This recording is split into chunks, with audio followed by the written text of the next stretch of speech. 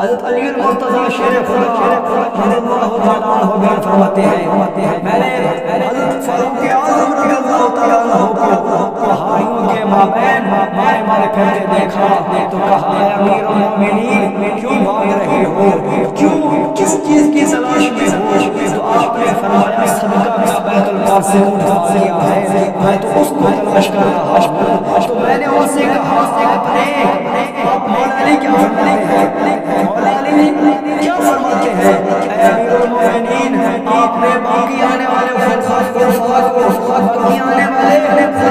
مشکل میں ڈال دیا ہے۔ تو حضرت فاروق اعظم رضی اللہ تعالیٰ عنہ آپ فرماتے ہیں اے ابو الحسن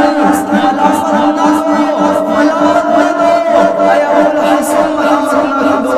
اس ذات اقدس کی قسم جس نے حضرت محمد مصطفیٰ صلی اللہ علیہ وآلہ وسلم کو نبوت سے سرفراز فرمایا، اگر دریا فرات کے کنارے پر کوئی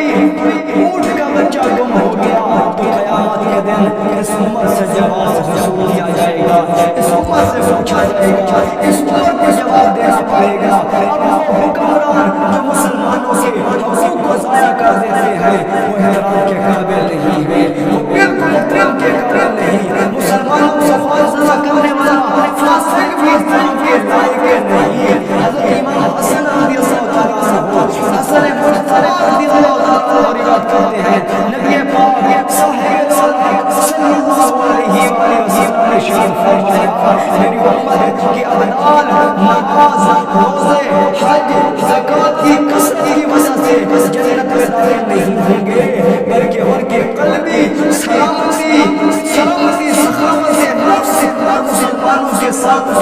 دلی کی وجہ سے اللہ تعالیٰ رحمت فرمائے گا اور وہ جنت میں جائیں گے۔